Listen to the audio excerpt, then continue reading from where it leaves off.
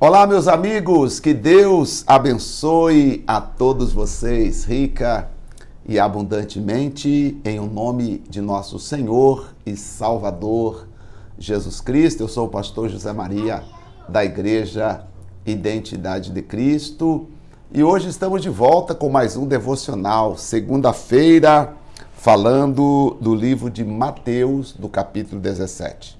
Como tem sido para você o estudo dos livros da Bíblia? Estamos no 17º dia e cada dia que passa eu me empolgo mais com as leituras. Te confesso que no primeiro dia eu achei que deveria apenas ler o capítulo e comentar sobre um ou dois versículos. Mas o tempo foi passando e eu comecei a perceber que dá para a gente fazer a leitura de todo o capítulo e comentar os versículos mais importantes ou aqueles versículos que tem uma mensagem que as pessoas leem, ficam com dúvida, e aí esclarecer essas mensagens. Para mim, tem sido um aprendizado. Confesso que algumas mensagens que eu estou pregando ultimamente na igreja também têm sido conciliada desse capítulo todos os dias que nós estamos lendo. Mateus 17, vamos falar da transfiguração de Jesus. O que é isso? O que é a transfiguração? Vamos falar também sobre Jesus falando sobre a sua morte e a sua ressurreição. Claro que começando a ler Mateus 1, 2, 3, 4, 5, 10, 15, 16, 17, parece que foi uma sequência muito rápida, assim, porque ainda há pouco nós falamos do nascimento de Jesus, agora falamos um pouco da sua vida e agora já estamos falando da sua morte. Mas nós temos que levar em conta que aqui não foram dias, foram meses e anos. Então, toda vez que eu ler, eu vou explicar a você, olha, isso aqui não aconteceu assim, numa semana para outra.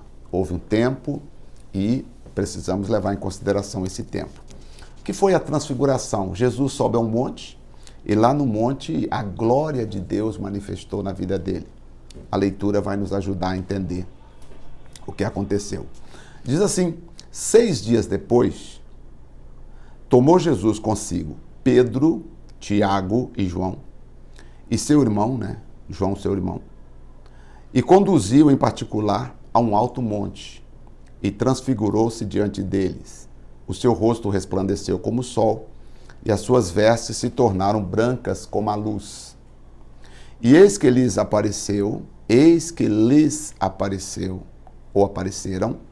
Moisés e Elias falando com ele. Veja aqui, eles viram, a foto, a imagem de Elias e Moisés. Mas Elias e Moisés, naquela visão ali, falavam com Deus. O que nós precisamos entender é, Elias representava as profecias e Moisés representava a lei. Não é que Moisés estava lá, como eu estou aqui sentado com vocês. Ali foi uma visão de transfiguração. Foi uma visão que eles tiveram. Porque Jesus veio cumprindo a lei, e aí a lei, Elias foi um grande profeta, então Elias representando a lei, e Elias representando as profecias, e Moisés representando a lei. Por isso que os dois apareceram. E eles estavam falando com Jesus. E Pedro, respondendo, disse a Jesus, Senhor, bom é estarmos aqui. Se queres, façamos aqui 3 tabernáculos, um para ti, um para Moisés e um para Elias, para os senhores nunca mais sair daqui. Aqui ficaremos, aqui viveremos para sempre. Bem, estando ele ainda falando, ou a falar, eis que uma nuvem luminosa os cobriu. Da nuvem saiu uma voz que dizia, este é meu filho amado. A ele ouvi. Olha que interessante. Este é meu filho amado. Este. Pronome demonstrativo. Ele estava dizendo este aqui, ó. Jesus é o meu filho amado. É a Jesus que você precisa ouvir. Gostaria que você marcasse o verso 5, porque ele é importante. A pergunta é, a quem você está ouvindo? Não podemos ouvir outro, a não ser Jesus que é o Evangelho. Você vê que naquela visão ali, o Pedro falou, bom é fazer uma cabana para o Senhor, para Elias e para Moisés. Aí a voz disse, este é meu filho amado. Jesus é meu filho amado, meu filho enviado. Tem que ouvir a ele. E os discípulos, ouvindo isto, caíram sobre os seus rostos e tiveram grande medo. E aproximando-se Jesus, tocou-lhes e disse, levantai-vos e não temais. Ou levantai-vos e não tenhas medo. E erguendo ele os olhos, ninguém viram, senão unicamente a Jesus. Olha que interessante, né? Então tudo é Jesus. Quando eles caíram, que levantaram, não viram mais ninguém, só Jesus. Já mensagem interessante para nós, né? A quem você tem visto nas suas visões? Você não pode ver outra pessoa, a não ser Jesus. Já pensou que confusão seria para nós e para os discípulos, se sempre tivesse os três? Moisés, Elias e Jesus. Moisés, Elias e Jesus. Você ficaria sem saber qual dos três ouvir. Qual dos três é o melhor? Por isso Deus falou com eles, não, este é o meu filho amado. Jesus é o meu filho amado. E quando então eles caíram, a nuvem veio e eles caíram, quando eles levantaram, só estava Jesus. Por quê? Nós temos que ouvir somente a Jesus. Cuidado com pessoas que falam em nome de Jesus, como se ela tivesse uma mensagem direta de Jesus. A mensagem de Jesus está aqui na palavra. É ela que nós temos que escutar hoje. Então, descendo eles do monte, lhes ordenou, dizendo, não conteis a visão. Eles tiveram uma visão, tá, gente? Porque você já ouviu pessoas falar que lá estava Moisés fisicamente. Elias fisicamente, não é. Isso aqui foi uma visão que eles tiveram, tá? O versículo aqui, você vai achar pessoas dizendo, não, Elias e Moisés reencarnou, porque eles apareceram no Monte da Transfiguração para Jesus. Aí a gente vem no verso 9 e mostra que tudo aquilo que eles viram era uma visão, tá bom? E os seus discípulos interrogaram, dizendo, por que dizem então as Escrituras que é necessário que Elias venha primeiro? As profecias venham a se cumprir. E Jesus respondendo disse, em verdade, Elias virá primeiro e restaurará todas as coisas. Quando fala de Elias vir, não é Elias fisicamente, mas sim o poder que estava sobre Elias. O poder das profecias virá primeiro e restaurará todas as coisas. Mas digo-vos que Elias já veio, verso 12. Elias já veio, mas fizeram-lhe tudo o que quiseram. Assim farão também, farão padecer o Filho do Homem. Então entenderam os discípulos que Jesus falara de João Batista, porque João Batista veio no poder de Elias, entendeu? A Bíblia diz que João Batista veio no poder de Elias, ou seja, o espírito que estava sobre Elias, de ousadia, de coragem, de força, estava sobre João Batista. E quando chegaram à multidão, aproximou-lhe um homem, pondo-se de joelho. Agora Jesus está descendo do monte já, com Pedro, Tiago e João. E aí ajoelhou-se um homem diante dele e falou assim, Senhor, tem misericórdia do meu filho, que é lunático e sofre muito, pois muitas vezes cai no fogo e muitas vezes cai na água. E trouxe aos seus discípulos e não puderam curá-lo. Então Jesus respondendo disse, ó geração incrédula e perversa, até quando estarei convosco e até quando sofrereis? Trazei-mo aqui. E Jesus repreendeu o demônio que saiu dele e desde aquela hora o menino ficou curado. Aqui, não vou explicar muito sobre a cura desse menino, que eu gostaria de falar depois nos próximos evangelhos. Vai repetir esse mesmo texto aqui, vai repetir Marcos e Lucas. E só que Marcos deu mais detalhe, então dá para a gente entender melhor o que aconteceu sobre a cura do garoto, tá? Quando lermos em Marcos, você vai lembrar. Mas, só dizendo, Jesus desce do monte e os discípulos, os 9 discípulos estão lá lutando com um espírito que estava numa criança, num rapaz, e não conseguiram expulsar o demônio dele. Agora também, os discípulos não conseguiram, e aí já estudei essa parte, eles estavam ouvindo os escribas e os fariseus, que entendiam de coisas naturais, não de coisas espirituais. O demônio só sai quando você tem a unção, o poder do Espírito Santo na sua vida. E eles estavam tentando expulsar o demônio, sendo orientados pelos fariseus e pelos os saduceus, os doutores da lei. Então Jesus chega, o homem vem até Jesus, Jesus repreende o demônio e o menino fica curado. Aí os discípulos, à noite, diz o versículo 19, aproximando-se de Jesus em particular, disseram: por que não pudemos expulsá-lo? Senhor, por que nós não conseguimos expulsar o demônio daquele rapaz? O verso 20, Jesus explica: por causa da vossa incredulidade. Tá?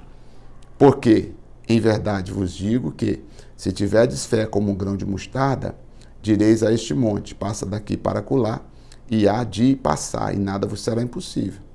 Mas esta casta não se expulsa senão por jejum e oração.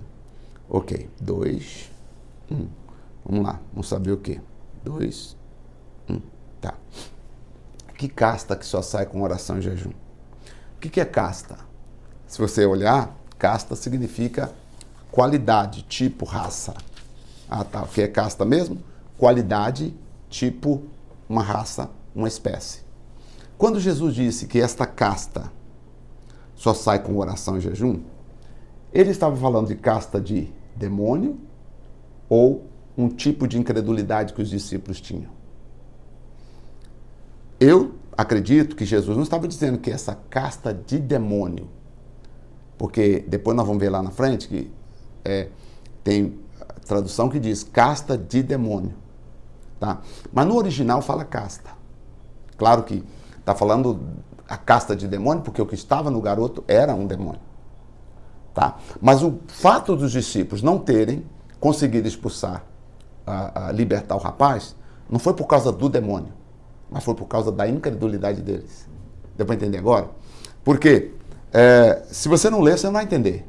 E se você não prestar atenção e não tiver com a Bíblia na mão, conferindo comigo, fica mais difícil de você entender. Porque olha só, à noite, o dia inteiro os discípulos ficaram assim meio pensativos, mas à noite Pedro quebra o silêncio e pergunta: mestre, por que é que nós não conseguimos expulsar o demônio do garoto? Essa é a pergunta que nós queremos saber. Aí o mestre respondeu: por causa da vossa incredulidade. Ponto. Por causa da vossa incredulidade. Vocês são incrédulos. Nesse caso, o que seria incrédulo? Lentos para crer. Vocês são lentos para crer. Lentos para crer e agir. Tá? Vocês são lentos para crer e agir. Por isso que vocês não conseguiram expulsar.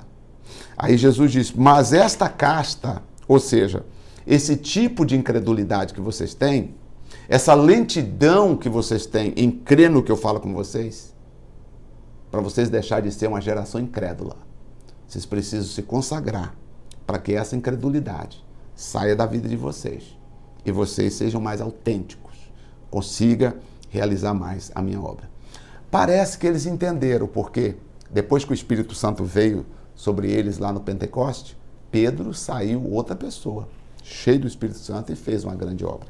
Tá? Deu para entender até aqui? Então, jejuar é bom? Sim. Fortalece quem? Você. Fortalece o teu espírito. Fortalece a tua vida espiritual. Para você crer mais, para você sentir-se mais perto de Deus, mais ungido e etc. Tá bom? Vamos ver. Jesus agora falando sobre a sua morte. Versículo 22. Ora, achando-se ele na Galileia, disse-lhes Jesus: o Filho do Homem será entregue nas mãos dos homens. Em outras palavras, estou indo para a morte. Matá-lo-ão, e ao terceiro dia ele ressuscitará. E eles entristeceram muito. Chegando eles a Cafarnaum, aproximaram-se de Pedro, os que cobravam os impostos, os que cobravam as dracmas, e disseram: o vosso mestre não paga as dracmas? Vosso mestre não paga os impostos? Porque você sabe que para Jesus usar a sinagoga, muitas coisas que Jesus fazia, ele teria que pagar imposto também. E veja, os Zaqueus da vida, né, já estava na cola ali, querendo saber se Jesus pagava ou não os impostos. Disse ele, sim. E entrando em casa, Jesus antecipou dizendo, que te parece, Simão? De quem cobram os reis da terra os tributos? Ou o censo? Dos seus filhos ou dos alheios? E disse-lhe Pedro, dos alheios. Não são os filhos que pagam os tributos. Quem paga os tributos são hoje alheios, ou seja, os estrangeiros. Eles que têm que pagar os tributos. Dos filhos, não, dos alheios. Disse Jesus, logo então, livres estão os filhos, não é verdade? Eu sou filho, eu sou judeu. Jesus quer dizer, eu sou filho, eu não preciso pagar imposto. Eu sou filho, mas, para que não se escandalizem, Jesus não paga os impostos e tal. Embora eu não sou desse mundo, meu mundo não é aqui. Mas faz o seguinte, Simão, olha o milagre aqui, verso 27. Vai no mar, faz assim, pega o anzol e vai lá no mar. E lança o anzol no mar. O primeiro peixe que subir, não sei se o anzol deles, que eles utilizavam, aquele anzol que pega vários peixes, tem vários anzóis, aí você joga, não sei se você já viu isso. Aí você puxa, vem vários peixes. Pedro era pescador profissional, ele sabia o que estava fazendo. Aí Jesus falou, o primeiro peixe que subir, abrindo-lhe a boca, encontrarás um estáter. Toma e dá-o por mim e por ti. Vai lá, paga o nosso imposto. Você vai encontrar lá uma moeda na boca do peixe. Gente, às vezes nós corremos tanto para conseguir as coisas. E quando você está com Jesus e conversa com Jesus e abre o coração e acerta as perguntas, porque a verdade é, com Jesus você tem que acertar as perguntas. O que você tem falado? Jesus pergunta uma coisa, você fala outra. Pedro soube responder. Jesus falou, então vai no rio, lança o anzol, o primeiro peixe que você pegar vai ter um dinheiro na boca dele. E aí você pega esse dinheiro e paga o imposto por mim e por ti. Você entendeu que Deus é maravilhoso? Ele pode fazer. Ele pode preparar vários peixes desse para a sua vida. Ele pode preparar o médico que tem a sabedoria para tirar o mal que tem em você. Se ele pôde colocar a moeda na boca do peixe, essa moeda na boca do peixe, ele não pode colocar a sabedoria no médico para tirar o mal que está em você, para acertar na cirurgia e você voltar a ficar normal. Ele não pode acertar para você poder ser o melhor empresário e crescer. Agora, quando você cresce, tem que lembrar o seguinte, Jesus fala assim, Pedro, pega esse dinheiro lá, tá? E dá por mim e por ti, tá? Primeiro por mim, depois por ti. Aqui é interessante, né? A gente pensa assim, Pedro tinha outras necessidades, mas Jesus diz, vai lá, paga o imposto por mim e por ti. Então nós temos que sempre consagrar aquilo que nós temos a Deus. E quando você consagra, a bênção vem, ainda que seja da boca do peixe. Louvado seja Deus. Vamos orar? Quero orar com você agora. Entenderam até aqui, gente? Esse é o verso 17. Amanhã já vou para o 18, falando sobre quem é o maior no reino dos céus, porque os discípulos também discutiram para saber quem é o maior. Aí vamos falar sobre a ovelha desgarrada. Tem muita ovelha desgarrada, precisando voltar, hein? Vamos falar sobre a disciplina e sobre o perdão também, tá? Uma lição aqui. Terceira lição do capítulo 18 é sobre a disciplina e sobre o perdão.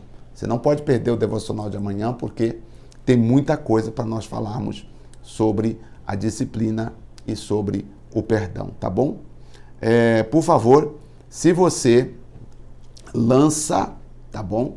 Lança, como Jesus falou para Pedro, ó, se você chegar lá, tá? Vou ler de novo aqui, deixa eu ler o versículo na Bíblia Viva. Contudo, Simão, nós estamos livres de pagar imposto, porque nós somos filhos. Contudo, nós não queremos ofender ninguém. Portanto, vá ao mar, lance um anzol, abra a boca do primeiro peixe que pegar. Você vai achar uma moeda de valor suficiente para pagar os impostos, para nós dois. Pega a moeda e pague o imposto devido. A outra Bíblia aqui diz suficiente. Que Deus coloque a suficiência dele na sua vida. Que você possa ajudar a obra dele e também ser ajudado. Essa é a nossa oração. Pai querido, Pai amado, Pai santo, em nome de nosso Senhor e Salvador Jesus Cristo.